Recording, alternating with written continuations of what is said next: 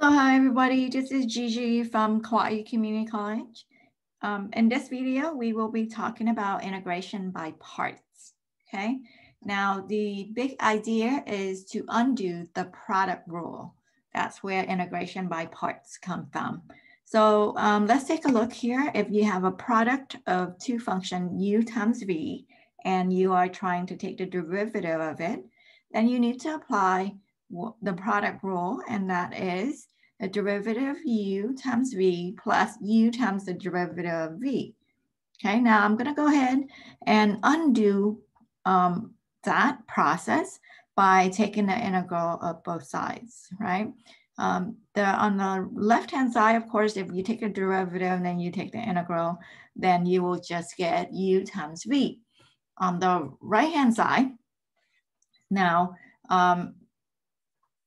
that I can split the integral into the white and the red, right? Because the integral of a sum is the sum of two integrals. And then I'm going to solve for the red. Okay, so the integral of u times the derivative of v is going to equal to the yellow minus the white. Okay, now let's take a look here. V prime times dx, that's just dv. On the other side, you have u prime times dx, and that's just du. So what we have here is on the left-hand side, the integral of u dv is equal to u times v minus the integral of v du. Okay, and that's the formula for integration by parts. Okay, now let's take a look at one particular example here. The integral of x times e to the x dx. Okay, now the equation said the integral of u dv, right? So we have to split x e to the x dx into a u and a dv. And that's the two parts, hence integration by parts, right? So I am going to make this chart right here, and I'm going to let u be x, and du will equal to just 1 dx, or just dx. And then the other part is dv. Okay, so dv is e to the x dx. And if I go and take the integral of that, then v would be e to the x, right? The integral of e to the x is e to the x. Okay, now the equation said the integral, so this becomes now the integral of u dv, right? That's what this is, u and then dv. Okay, it's going to be u times v minus the integral of v du. Okay, now you have the integral of e to the x is just e to the x. So then our original, the integral of x e to the x dx is equal to x e to the x minus e to the x plus c. And that's your final answer. Okay, so the idea is when you are doing this by part, you want to let u be something that you can take the derivative of easily, and you want to let dv to be something that you can take the integral of easily. Okay, here's another example. The integral from 0 to pi of x sine x. Okay, so we're going to go ahead and take the integral first, and then we deal with the limit of integration later. Okay, so let u, in this case, learning from the last lesson, let u be x. So then du would be dx, and then let dv be sine x dx. And then the integral of sine x would be negative cosine x. Then the equation said the integral of u dv is u times v minus the integral of v du.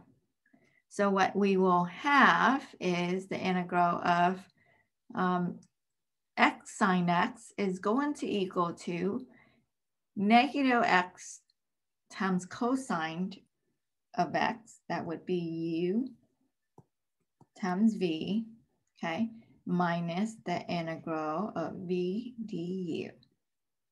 Okay, so that would be minus the integral of negative cosine x dx minus a negative, that's a plus right there. So then that would be negative x cosine x, and that would be sine x. And since we are taking the integral from 0 to pi, we want to evaluate that antiderivative from 0 to pi. And then this is what you have for your answer. Will just be pi is your final answer. Okay, one more. Okay, again, when you're choosing the u and the dv, you want u to be something that you can take the derivative of. And I know I can take the integral of e to the x over and over and over again, and it's still going to be e to the x. So that's a good indication of what dv should be, right? So here we go. Let u be x squared. That means du is 2x dx. And then dv is e to the x dx, so that v is e to the x. Okay, then again, we have u times v minus integral of v du. Okay, and there it is. Okay, now guess what happened? This right here give you another u dv. Okay, so another integration by part. So I'm going to copy down the first term, and then the second term, another integration by parts. Let u be 2x, so du is 2 dx. Let dv be e to the x dx, and then v is e to the x. And then again, u times v minus the integral of v du. So that would be minus this purple part right here.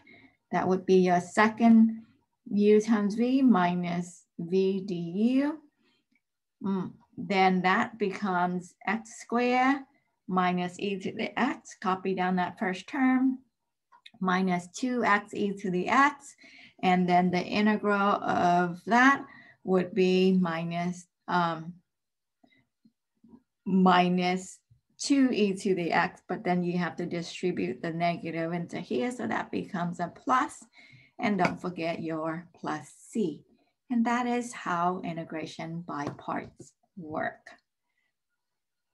Okay, and that's your final answer. And now if you want to be fancy, you can see that each one of these has an e to the x, right? So sometimes you'll see people factor out an x, but it's up to you on how you write your answer. Okay, another one here, sine x ln of cosine x.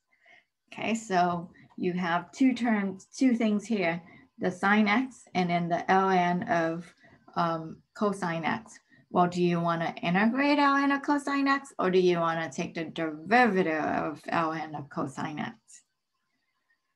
I would think you want to take the derivative of ln of cosine x. So that would be your u.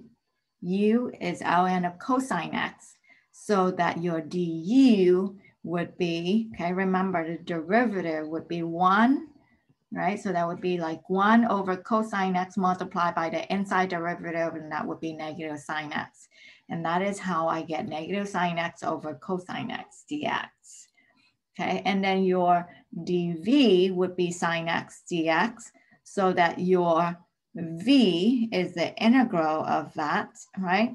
And that would give you negative cosine x.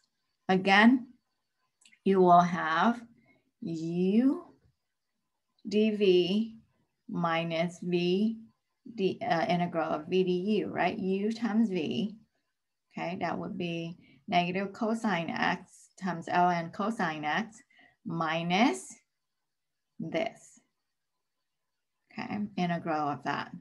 And the integral of that, cosine, cancel with this cosine.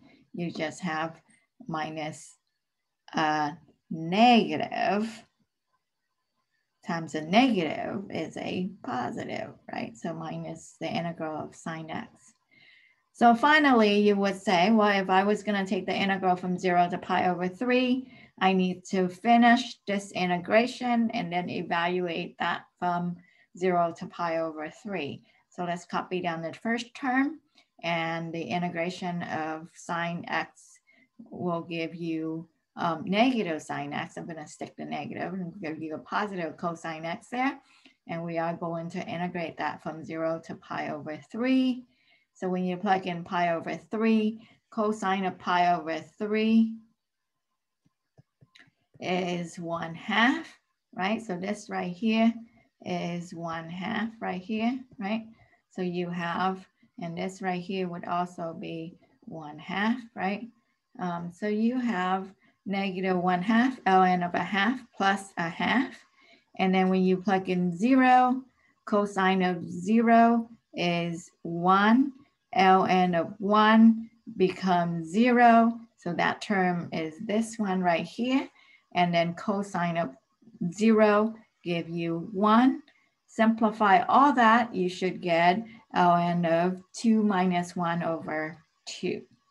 And that is it for now. In the next video, I will do some more complicated integration by parts. Okay, that is it.